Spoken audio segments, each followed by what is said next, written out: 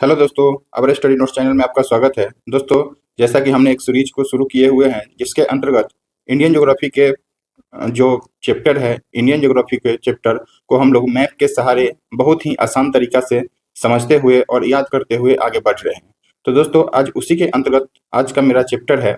Indian geography में दोस्तों जितना भी चैप्टर है ना, सबको हम लोग मैप के सहारे देख रहे हैं और समझ रहे हैं, और मैप में कहाँ कहाँ क्या लोकेशन है उस सब को देखते हुए उससे जो भी इम्पोर्टेंट पॉइंट बनता है उस पे हम लोग डिस्कस करते हुए और समझते हुए इजी वे में याद करते हुए आगे बढ़ रहे हैं।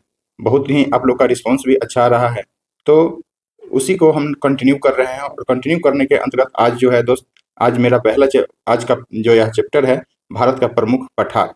भारत की प्रमुख पठार को हम लोग जो है मैप के सहारे देखेंगे कि कौन सा पठार कहाँ कहाँ फैला हुआ है, किस राज्य में फैला हुआ है, और उससे जो कुछ इंपॉर्टेंट फैक्ट होंगे उसको हम लोग देखते हुए आगे बढ़ेंगे।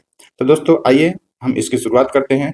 तो सबसे पहले हम लोग देखते हैं लद्दाख का पठार। देख लीजिए यहाँ पे, यह जो एरिया है यह लद्दाख का पठार है। और इसके अंतर्गत जो है यह तो सबसे पहले अगर यहाँ से क्वेश्चन दोस्त पूछता है तो यह कहाँ पे है, तो अक्साई चीन में जो है, हम लोग जान रहे हैं अक्साई चीन, और उसी के अंतर्गत जो है लद्दाख का पठार है। तो हम लोग को लोकेशन ध्यान में रखना है कि लद्दाख का पठार कहाँ पे है, किस एरिया में है, अक्साई चीन में आपको ध्यान रखना है। उसके बाद मेन हम लोग को जो पठार पढ़ना है ना, वह यहाँ पे देखेंगे हम लोग। देखिए, यह देखिए पठार। तो दोस्तों पहले हम लोग पढ़ेंगे कि अब देखिए, पहले तो लद्दाख पठार पढ़ लिए, फिर अब हम लोग देखते हैं भारत के अंतर्गत कितना पठार आता है। दोस्तों मुख्य रूप से जो है ना, मुख्य रूप से अगर हम देख रहे होंगे, आप लोग देख रहे होंगे मैप पे, तो यहाँ से देखिए कि यहाँ से ऐसे यह पठार यही एरिया में आ रहा है। यानी कि यूं कह सकते हैं कि दक्कन का पठार या फिर भारत के एरिया में जो भी लगभग पठार है वह दक्कन के पठार के अंतर्गत आता है। और यहाँ पे यह देख लीजिए दोस्त, दर्शाया गया है। यह आकार में अगर देखिए तो यह त्रिभुजाकार आकार का आ रहा है। और दक्कन, यह जो है एरिया दक्कन का पठार का एरिया है। और दक्कन के पठार के एरिया को हम लोग लगभग कई भागों में जो है बांट कर यहाँ पे समझेंगे। तो उससे पहले हम लोग क्या समझेंगे कि उससे पहले यहाँ देखते हैं गुजरात के कच्छ का पठार यहाँ पे दिया गया है। तो कहाँ पे है दोस्तों, तो यह गुजरात में पहले ध्यान रखना है। और गुजरात के पठार को ही, गुजरात में ही कच्छ का पठार है। और इसके अलावा जो है कठियावाड़ का पठार। दोस्तों हम लोग जानते हैं कि गुजरात के तट को कठियावाड़ तट के नाम से जानते हैं, और यहीं पे जो पठार है उसको जो है कठियावाड़ पठार का बोल दिया गया है। उसके बाद हम लोग देखेंगे कच्छ के पठार और गठियावाड़ के पठार को देख लिए। उसके बाद इधर देखेंगे दोस्त, तो यहाँ पे मालवा का पठार आ जाता है। तो मालवा का पठार जो है ना दोस्तों, लगभग दो भागों में यह बंट गया है, जिससे इसी का हिस्सा बुंदेलखंड का पठार, और यहाँ पे देखिए तो बघेलखंड का पठार है। तो यूं कह सकते हैं कि मालवा के पठार का उत्तरी भाग में जो है बुंदेलखंड का पठार है, और दक्षिणी भाग में इधर है फैला हुआ बुंदेलखंड का पठार है। और उसके बाद इधर देखते हैं दोस्तों, तो यह छोटा नागपुर का पठार आ जाता है। छोटा नागपुर का पठार है यहाँ पे, और किस एरिया में फैला हुआ है इस पे भी जो भी है हम लोग ध्यान आकर्षित करेंगे। यह छोटा नागपुर का पठार है। यहाँ देखेंगे दोस्तों, तो यह मेघालय के पठार है। और यह मेघालय के पठार जो है दोस्त, यही छोटा नागपुर पठार का भाग माना जाता है। इसी के समान जो है, समानता के रूप में एक समान है। तो ऐसा माना जाता है। क्वेश्चन यहाँ से बनता है कि मेघालय के पठार किस पठार का भाग है, तो छोटा नागपुर का पठार का यह भाग है। तो हम लोग ऐसा ध्यान रखेंगे। और पहला अब ध्यान रखेंगे हम लोग कि मालवा का पठार किस राज्य में फैला हुआ है। दोस्तों देखिए, जैसा कि हम लोग जान रहे हैं, यह जो है एमपी का एरिया है। यहाँ पे जो देखेंगे, यह एरिया एमपी का है।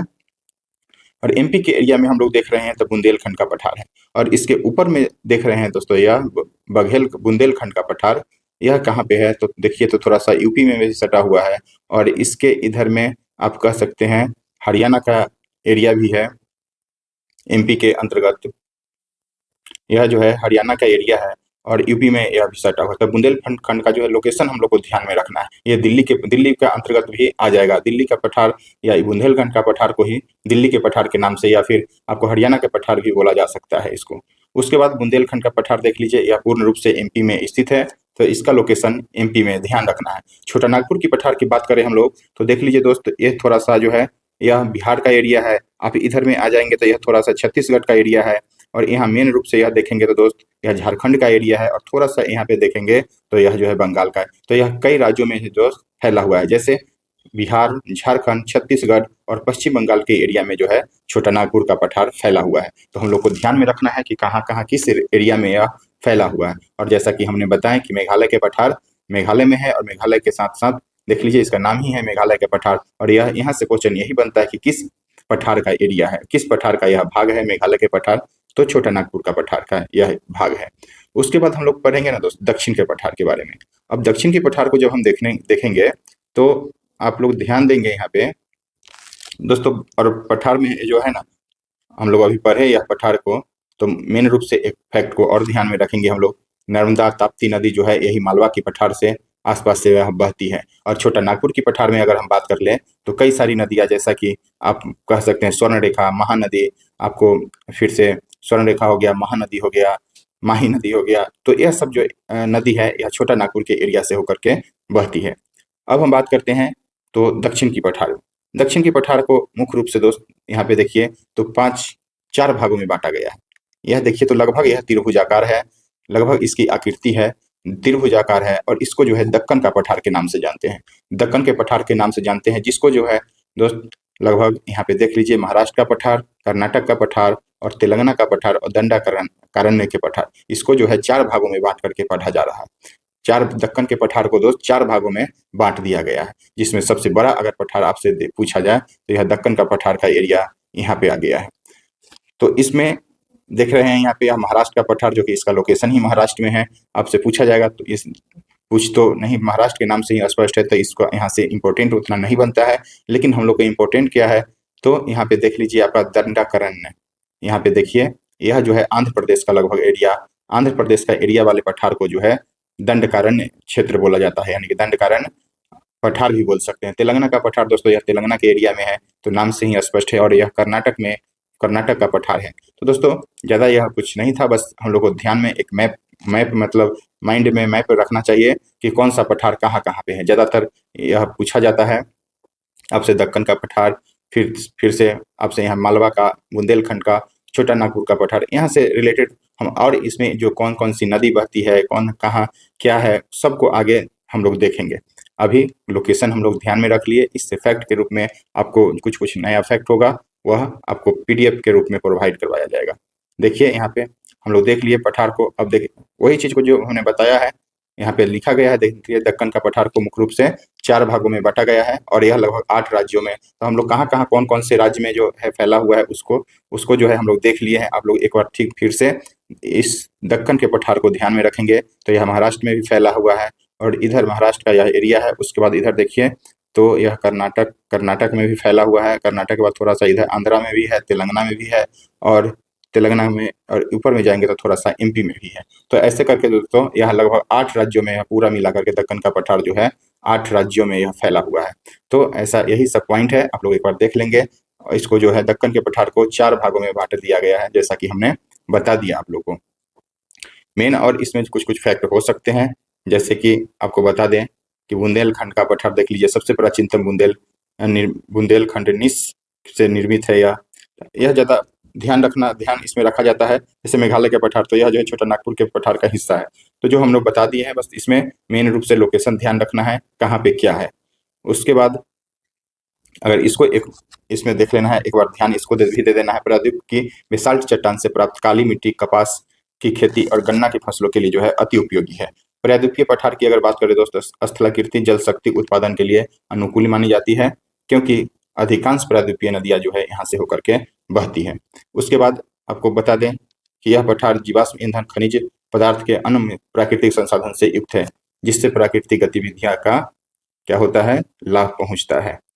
तो ऐसा हम लोग देख लिए हैं यहाँ पे। और ये भी देख लिए हैं दोस्तों, यह कर्नाटक का पठार है ना, तो यहाँ से आपको कृष्णा नदी, तुंगभद्रा नदी यहाँ से बहती है उत्तर में इसके, और नीचे से है इसके दक्षिण में जो है कावेरी नदी बहती है। तो ध्यान रखना है हम लोग को, और नदी जब पढ़ेंगे तो वहाँ भी एक बार इसका चर्चा किया जाएगा विस्तार से। फिर हम लोग यहाँ पे देखें दोस्तों, अब भारत के प्रमुख मैदान हम देखने जा रहे हैं। आज ही का छोटा टॉपिक था, तो हमने इस टॉपिक को भी ले लिया है, भारत के प्रमुख मैदान को। भारत के प्रमुख मैदान की अगर बात करते हैं दोस्तों, तो इसको कितने भागों में बांट करके पढ़ा जाता है। जैसे यहाँ पे देखिए तो पंजाब हरियाणा का मैदान, यहाँ पे इस लोकेशन को देखिए तो यह पंजाब और थोड़ा सा हरियाणा का एरिया है, तो यह जो है पंजाब हरियाणा का मैदान के रूप में पढ़ा जाता है। उसके बाद है यह राजस्थान का एरिया है, तो इसको नाम से ही स्पष्ट है, राजस्थान का मैदान। उसके बाद जो है यहाँ पे देखिए दोस्त, यहाँ पे यह गंगा का मैदान है, क्योंकि गंगा हम लोग जान रहे हैं गोमुख से निकलती है, और उत्तराखंड में एंट्री करके और उत्तर प्रदेश, बिहार, पश्चिम बंगाल, झारखंड होते हुए पश्चिम बंगाल में जो है यहाँ पे बंगाल की खाड़ी में गिर जाती है। उसके बाद हम लोग बात करें तो ब्रह्मपुत्र का मैदान है। यहाँ पे हम लोग जान रहे हैं कि तिब्बत से निकलती है ब्रह्मपुत्र नदी, और अरुणाचल प्रदेश में प्रवेश करके और ऐसे जो है यहाँ से आती है और यह भी जाकर के गंगा से मिलती है और फिर से बंगाल की खाड़ी में दोनों जगह गंगा ब्रह्मपुत्र डेल्टा बनाते हुए निकलती है। तो इसको ध्यान में रखना है हम लोग को। हम लोग राजस्थान के नाम से स्पष्ट है, पंजाब हरियाणा का मैदान है, गंगा का मैदान है और यहाँ ब्रह्मपुत्र का मैदान है। तो दोस्तों यहाँ पे देखिए छत्तीसगढ़ का मैदान, यहाँ छत्तीसगढ़ का मैदान है दोस्तों। अब इस मैदान पर जो है ना उपजाऊ के दृष्टिकोण से यहाँ पे इंपॉर्टेंट फैक्ट को जो है ध्यान रखना है। जैसे जैसे अगर आपसे बात किया जाए छत्तीसगढ़ के बारे में, तो यहाँ यह जो है उपजाऊ की दृष्टि से यहाँ पे धान की खेती बहुत उपजाऊ होती है, या फेमस है धान के लिए या फिर चावल के लिए, इसीलिए छत्तीसगढ़ को जो है दोस्तों धान का कटोरा कहा जाता है। तो इस फैक्ट को ध्यान में रखना है, यह चावल की उत्पादन के दृष्टिकोण से यह अति महत्वपूर्ण है। अब हम यहाँ पे देखेंगे दोस्त, यहाँ पे तो यह पंजाब हरियाणा का एरिया है। पंजाब हरियाणा का जो मैदान है यह उपजाऊ के प्रति हेक्टर के उपजाऊ के दृष्टिकोण से यहाँ पे सबसे अधिक उपजाऊ होता है प्रति हेक्टर की दर से। तो यह इसलिए जो है यह पंजाब हरियाणा का फेमस है। राजस्थान के मैदान की चर्चा करें तो हम लोग जान रहे हैं कि यह सूखा प्रदेश है, शुष्क प्रदेश है। तो यहाँ पे जो है उपजाऊ की दृष्टिकोण से यह बहुत ही निम्न है, महत्वपूर्ण नहीं है। क्योंकि यहाँ मरुस्थल है, सूखा सूखा हमेशा रहता है, तो यह फसल के उत्पादन के लिए उतना महत्वपूर्ण नहीं है। और सबसे महत्वपूर्ण की बात करें हम लोग दोस्त, गंगा का मैदान। गंगा के मैदान को जो है उपजाऊ भूमि के रूप में हम लोग जानते हैं। विश्व की अगर बात करें, विश्व में सबसे बड़ी उत्पादन के दृष्टिकोण से गंगा ब्रह्मपुत्र सिंध और गंगा सतलज और ब्रह्मपुत्र, या फिर गंगा सिंधु और ब्रह्मपुत्र नदी का जो एरिया है, जो मैदान है, वह जो है उपजाऊ दृष्टिकोण से बहुत महत्वपूर्ण है। तो यहाँ पे देखा जाता है, ऐसे ध्यान में रखना है कि यह कहाँ से कहाँ तक एरिया फैला हुआ है, यह किस मैदान के अंतर्गत आता है। तो हम लोग को एरिया ध्यान रखना है। अगर गंगा के मैदान की बात करें तो यह उत्तराखंड का एरिया। हम लोग जानते हैं कि उत्तराखंड के हरिद्वार में गंगा नदी सबसे पहले जो है एंट्री करती है। उसके बाद अब देखिएगा तो उत्तर प्रदेश में आती है, और उसके गंगा नदी के आसपास के एरिया जो होता है ना, वह उपजाऊ के दृष्टिकोण से बहुत महत्वपूर्ण हो जाती है। अगर गंगा नदी का कभी भी पानी बाढ़ आता है तो वह भूमि जो है और उपजाऊ उपजाऊ के दृष्टिकोण से महत्वपूर्ण हो जाता है। ब्रह्मपुत्र नदी में भी सेम कंडीशन वही बात है। और इससे जो कुछ फैक्ट होगा दोस्त हम लोग देख सकते हैं। यहाँ पे देखिए, यहाँ पे लिखा गया है गंगा ब्रह्मपुत्र का मैदान। यह मैदान संपूर्ण विश्व में उपजाऊ, जैसा कि हमने बता दिया, उपजाऊ जल संसाधन खान की दृष्टिकोण से अति महत्वपूर्ण है। पंजाब हरियाणा का मैदान गेहूं, चावल और कपास उत्पादन के लिए जो है प्रति हेक्टेयर उपजाऊ के दृष्टिकोण से महत्वपूर्ण है। उसके बाद पंजाब का मैदान, पंजाब के मैदान की बात करें, यह शुष्क कृषि क्षेत्र है, शुष्क कृषि के एरिया में आता है। मैदानी प्रदेश, अधिकांश भाग में मरुस्थल का प्रसार है। पश्चिम भागों में तेल और गैस का प्रचुर भंडार है। राजस्थान के बाड़मेर और जैसलमेर जिलों में जो है इस खोजे गए हैं गैस, और देख लीजिए यहाँ पे गैस और तेल का भंडार जो है राजस्थान में है। और छत्तीसगढ़ के मैदान के बारे में दोस्तों, चावल की अच्छी उत्पादन के लिए जो है इसको धान का कटोरा या चावल का कटोरा के रूप में जो है जाना जाता है। उसके बाद उत्तर विशाल का मैदान को हम लोग देखें तो जैसा हमने बता दिए हैं पंजाब का, और यहाँ पे राजस्थान का मैदान, फिर गंगा का मैदान देख लीजिए। गंगा का मैदान हम बता दिया, उत्तर प्रदेश, बिहार, झारखंड होकर के यह जो है बहती है। और इसको जो है अगर हम बांट के देखेंगे तो इस मैदान, गंगा के मैदान को 3 भागों में बांटा जा सकता है: ऊपरी गंगा, मध्य गंगा और निम्न गंगा। ऊपरी गंगा में आप लोग देख सकते हैं कि वह ऊपरी गंगा जो उत्तर प्रदेश का एरिया आता है, और फिर से मध्य गंगा में आपको उत्तर प्रदेश के साथ साथ बिहार भी आ जाएगा, और निम्न गंगा में पश्चिमी गंगा आ जाता है। ब्रह्मपुत्र का मैदान को देख लीजिए दोस्त, तो ब्रह्मपुत्र के मैदान हिमालय पर्वत एवं मेघालय के पठार से होकर के बीच जो है एक लंबा संकरा मैदान के रूप में यह फेमस है। और यही ब्रह्मपुत्र के मैदान में हम लोग चर्चा कर चुके हैं पिछले भी वीडियो में। ब्रह्मपुत्र नदी का सबसे विश्व का सबसे बड़ी नदी द्वीप जो है माजुली नदी द्वीप, वही ब्रह्मपुत्र नदी में है। और यहीं भी विश्व का सबसे छोटा नदी द्वीप भी उमानंद, देख लीजिए यहाँ पे दिया हुआ नहीं है। तो उमानंद की बात करें हम दोस्त, तो यह उमानंद जो सबसे छोटी नदी द्वीप है, यही ब्रह्मपुत्र नदी में है। उसके बाद की बात करें हम तो दोआब क्षेत्र वैसा एरिया होता है ना दोस्त, दोआब क्षेत्र, जैसे नदी, यह एक नदी है, मान लीजिए कि यह गंगा नदी है और यह ब्रह्मपुत्र नदी है, मानने की बात है। तो और यह गंगा नदी बह रही है और इधर ब्रह्मपुत्र नदी, तो इसके जो बीच का जो एरिया है ना, यह भी, इसी को दोआब क्षेत्र बोलते हैं। दो नदियों के बीच के एरिया को, दो नदियों के बीच के क्षेत्र को जो है दोआब नदी बोला जाता है। तो हम लोग ध्यान रखेंगे। और दोआब नदी से यहाँ से जो है क्वेश्चन पूछ लिया जाता है, आपको ध्यान रखना है। आप देख लीजिए यहाँ पे दो नदियों के बीच की भूमि को जो है दोआब नदी कहा जाता है। इसको याद रख, आसान तरीका में जो है इसको याद रख लेंगे। जैसे बिष्ट का दोआब है, बाड़ी का दोआब है, रचना का दोआब है, दो और दोआब है। तो इसको हम लोग देखेंगे बिष्ट दोआब। देखिए यहाँ पे किस नदी के बीच में है, तो यह आपसे पूछा जाता है क्वेश्चन, बिष्ट दोआब किस नदी के बीच में है। तो यह नाम से स्पष्ट है, देख लीजिए यहाँ पे बिष्ट दोआब। तो बिष्ट वो यहाँ पे इसके देखेंगे, देखिए बिस्ट है, तो बिस्ट में जो करेंगे ना, व से क्या हो जाएगा आपको ब्यास, यहाँ ब्यास हो जाएगा। देखिए व से से देख लीजिए यहाँ पे सतलज, सतलज का नाम आ जाएगा। तो बिस्ट, यहाँ ब्यास और सतलज नदियों के बीच का जो एरिया है उसको बिस्ट नदी का। फिर बारी, बारी की बात करें तो देख लीजिए फिर से, बारी की बात करें दोस्त, तो यहाँ पे व से क्या हो जाएगा, फिर से ब से व्यास हो जाएगा, और र से क्या हो जाएगा, तो रावी हो जाएगा। ध्यान रखना है हम लोग को, र से रावी हो जाएगा। तो ऐसे नाम में ही स्पष्ट है, तो हम ऑप्शन के अनुसार इसको चूज कर लेंगे। और याद भी करने के दृष्टिकोण से यह बहुत ही ईजी। वारी हो गया, रचना, फिर रचना भी वैसी है, र और च है रचना, तो र से हम लोग को क्या याद रखना है, तो रावी याद रखना। च से क्या, तो चेनाव, चेनाव, और च से चेनाव होता है। तो बस याद के दृष्टिकोण से बहुत ही ईजी है। रावी और चेनाव के जो बीच का द्वाब है उसको रचना द्वाब कहते हैं। और यहाँ पे देख लीजिए चाज, चाज, तो च से चुनाव और ज के रूप में हम लोग झ को पढ़ेंगे, तो यहाँ पे चिनाव और झेलम के बीच के एरिया जो है वह द्वाब क्षेत्र कहलाता है, चाज द्वाब कहलाता है। सिंध सागर द्वाब के बारे में बात करें तो झेलम और चिनाव के बीच, एवं झेलम चिनाव एवं सिंध के बीच में जो है, झेलम चिनाव एवं सिंध के बीच के एरिया को जो हम लोग क्या बोलेंगे, सिंध सागर द्वाब बोलेंगे। तो दोस्तों यही है, और द्वाब क्षेत्र के रूप में हम लोग इजी वे में इसको समझें और याद रखने का प्रयास करेंगे। और हम लोग अगर बात करें तो संरचना के दृष्टिकोण से दोस्तों, संरचना के दृष्टिकोण से भारत के विशाल मैदान को 4 भागों में बांटा गया है। दोस्तों बता रहे हैं हम, 4 भागों में जो है इसको बांटा गया है संरचना के दृष्टिकोण से। अगर संरचना के दृष्टिकोण की बात करें तो दोस्तों, जैसे हम लोग पढ़े हैं कि हिमालय का ट्रांस हिमालय, बृहद हिमालय, मध्य हिमालय और शिवालिक हिमालय। तो शिवालिक हिमालय के जो आसपास के क्षेत्र है ना, यह क्या कहलाएगा दोस्तों, यह जो है तराई एरिया कहलाता है। इसके आसपास के, चूंकि नदियों के द्वारा लाए गए, बहाए गए कंकर पत्थर जो है, पहाड़ बहुत कंकर पत्थर मोटा मोटा रहता है, वह आसपास के एरिया में जमा हो जाता है, हिमालय के गिरिपद एरिया में है जमा हो जाता है। और इसी को जो है क्या बोलते हैं दोस्त, इसको बोलेंगे ना, इसको इसको बोलते हैं भावर प्रदेश। देखिए इसके जो है यह भावर प्रदेश के रूप में जाना जाता है। शिवालिक के जो भी पद गिरिपद में है, देखिए शिवालिक के जो भी इधर नदी के द्वारा जो बहा करके लाया जाएगा कंकर पत्थर, उस एरिया को, उस क्षेत्र को जो है हम लोग भावर प्रदेश के रूप में जानते हैं। फिर ठीक जैसे ही यहाँ जो नदियाँ आती है, वह कंकर पत्थर में जो भी रहते हैं, मोटा मोटा कंकर पत्थर, उस सब के अंदर से नदी इसमें जो है विलीन हो जाती है, छुप जाती है, छिप मतलब अंदर से ही जल उसका, इतना कंकर पत्थर रहता है कि जल अंदर से ही बहने लगता है, तो ऊपर में कुछ नहीं दिखता। इसलिए कहा जाता है कि नदी यहाँ पे भावर प्रदेश में विलीन हो गई है। और आगे जा करके वही तराई का एरिया बन जाता है। आगे जा करके दोस्तों देखेंगे हम लोग, तो यह तराई का एरिया बन जाता है। फिर से यह नदी जो है यहाँ तराई की न समतल रूप से बहने, तराई का एरिया क्या होता है, तो यहाँ पे बहाव के क्षेत्र में बहुत सारा बालू, छोटे छोटे कंकर पत्थर को ला करके यहाँ जमा किया जाता है, जो नदियों के द्वारा जमा हो जाता है, उसी को जो है तराई एरिया बोलते हैं।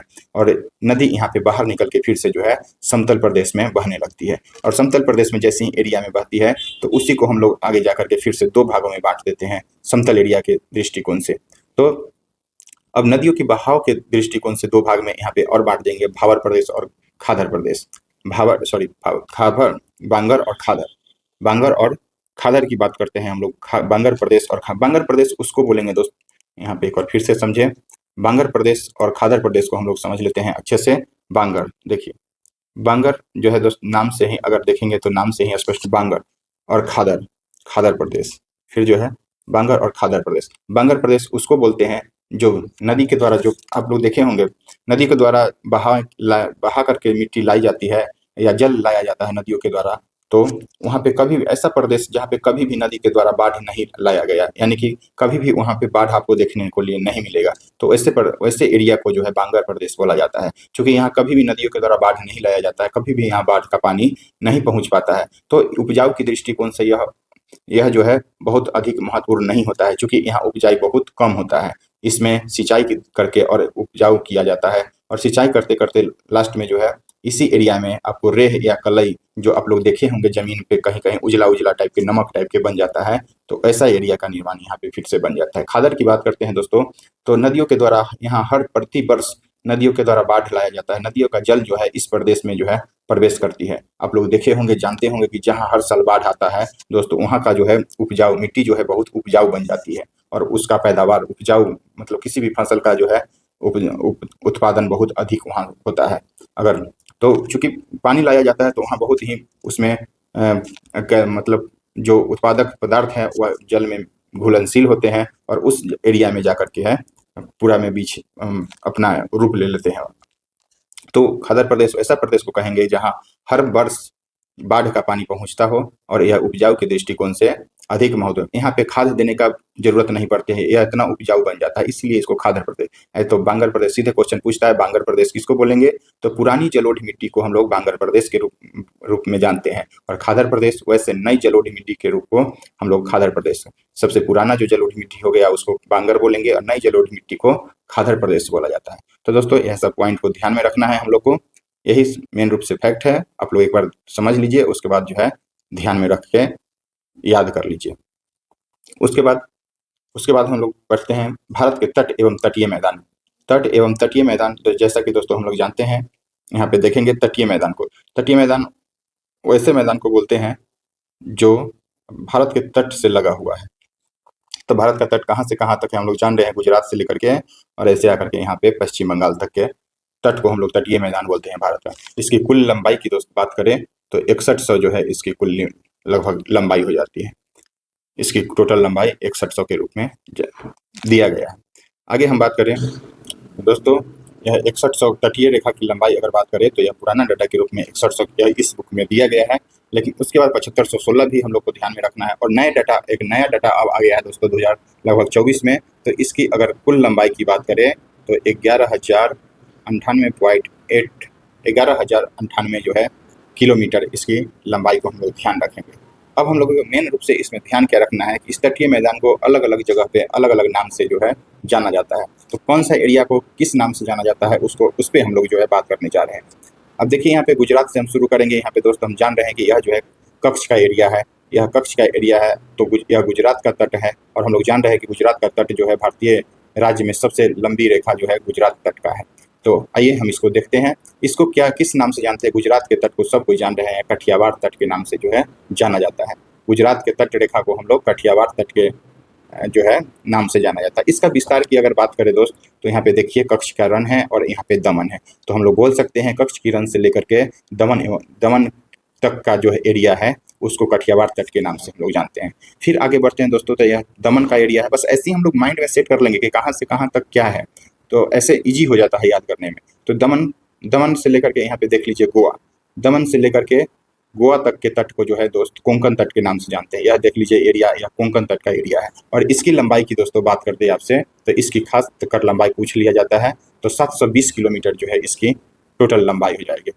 कोंकण तट हो गया यहाँ से दमन से लेकर गोवा तक। गोवा से लेकर के दोस्त यहाँ मंगलौर यानी कि कर्नाटक तक की बात करें, कर्नाटक के मंगलौर तक के, इसको बोलते हैं केनरा तट। इसको जो है देख लीजिए यहाँ पे, यहाँ से यहाँ तक जो यह एरिया आपको दिख रहा है इसको केनरा तट के नाम से जाना जाता है। फिर मंगलौर के से बात करें, मंगलौर के बाद जो है यहाँ पे देख लीजिए कन्याकुमारी। मंगलौर के बाद यह एरिया जो है कन्याकुमारी, मालाबार तट। यहाँ पे देख लीजिए दोस्त, यह जो है किस तट के नाम से जाना जाता है, तो मालाबार तट, यानी कि ऐसे भी हम लोग पश्चिमी तट को मालाबार तट के नाम से जानते हैं। तो यह यहाँ पे मालाबार तट से लेकर के कन्याकुमारी तक के तट को जो है मालाबार तट के नाम से जानते हैं। इस तट को मसालों का भी तट भी कहा जाता है, इसको भी ध्यान रखना है कि इस तट को मसालों का तट के नाम से भी हम लोग जानते हैं। फिर आगे बात करते हैं, कन्याकुमारी हो गया यहाँ से। अब कन्याकुमारी से लेकर के दोस्तों यहाँ तक के देखिए, यह इस एरिया को, यह पुलिकट झील है यहाँ पे, पुलिकट झील जो कि आंध्र प्रदेश में है। तो कन्याकुमारी से लेकर के पुलिकट तक के झील के एरिया को कोरोमंडल तट बोलते हैं दोस्तों। तमिलनाडु का यह मैदान है, यह तमिलनाडु के, या आपसे क्वेश्चन पूछ सकता है कि तमिलनाडु के तट को किस नाम के से जानते हैं, तो कोरोमंडल तट, जिसको कि पूर्वी तट भी कहा जाता है। इस तट का विस्तार दोस्तों देख लीजिए, यहाँ पे कृष्णा डेल्टा से स्थित कृष्णा डेल्टा, यहाँ पे कृष्णा डेल्टा में स्थित पुलिकट झील है, यहीं पे है दोस्तों कृष्णा नदी। देख लीजिए यहाँ पे कृष्णा नदी दिया गया है और इसका विस्तार ऐसे है। और इसी नदी के द्वारा जो है पुलिकट झील, कृष्णा नदी डेल्टा में ही पुलिकट झील है, और वहां से लेकर के कन्याकुमारी तक के एरिया को कोरोमंडल तट बोलते हैं। और फिर यहाँ कृष्णा नदी का डेल्टा, और यहाँ पे आप देख लीजिए तो महानदी तट का डेल्टा।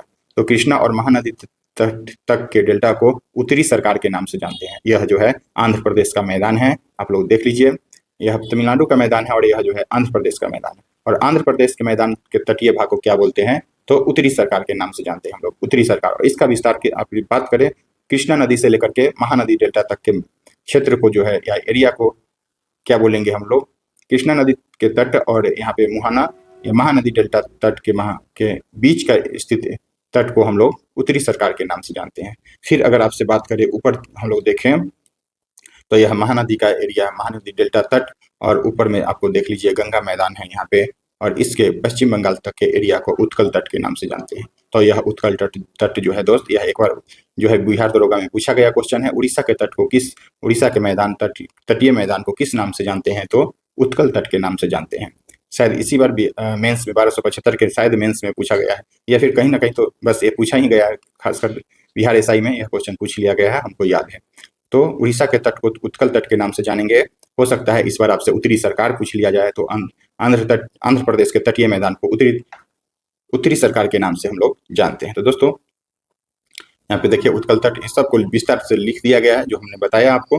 तो इस सब को जो ध्यान में रखना है एक बार कि किधर से किधर कौन सी एरिया है, इसको ध्यान रखना है। कच्छ से लेकर के दमन तक कठियावाड़ तट, उसके बाद कोंकण तट कहाँ, दमन से लेकर के गोवा तक के कोंकण तट, फिर जो है कोंकण तट के बाद केनरा का तट आता है जो कि गोवा से मंगलुरु तक है, और मंगलुरु के बाद जो है मलाबार तट है यहाँ पे देख लीजिए, जिसको पश्चिमी तट के नाम से भी जानते हैं, और इसको मसाला के तट भी के नाम से भी जानते हैं। यह कन्याकुमारी तक, मंगलोर से लेकर कन्याकुमारी तक है। दोस्तों ऐसी ही एक लाइन से याद करेंगे, ऐसा नहीं कि किधर से किधर भी नहीं।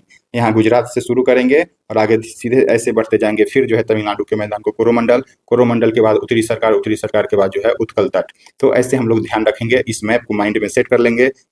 यह जो है कलरफुल बना भी दिया गया है, देखने में भी अच्छा लग रहा है। तो कठियावाड़ तट, फिर कोंकण तट, मालाबार तट, और यहाँ पे आ जाइएगा तो कोरोमंडल तट। फिर से जो है उत्तरी सरकार को हम लोग ध्यान रखेंगे। यह कृष्णा नदी डेल्टा और महानदी डेल्टा के बीच का जो तट है उसको उत्तरी सरकार बोला जाता है, और ऊपर में बढ़ेंगे तो उत्कल तट के नाम से जाना जाता है। तो दोस्तों यही था तट के बारे में, और इससे रिलेटेड जो भी पॉइंट होगा आप लोग को यहाँ पे दे दिया गया है। यहाँ पे दिया गया है, तो आप लोग एक बार इसको रीडिंग मार लेंगे। जैसा कि हमने बताया उससे कुछ एक दो एक्स्ट्रा पॉइंट भी आपको देखने को यहाँ मिल जाएगा, और लगभग पॉइंट वही सब है। एक दो पॉइंट को हम लोग को ध्यान में रखना है इसमें से। आपको देख लीजिए यहाँ पे देखिए कुछ पॉइंट है, आपको हमें हाईलाइट कर देते हैं।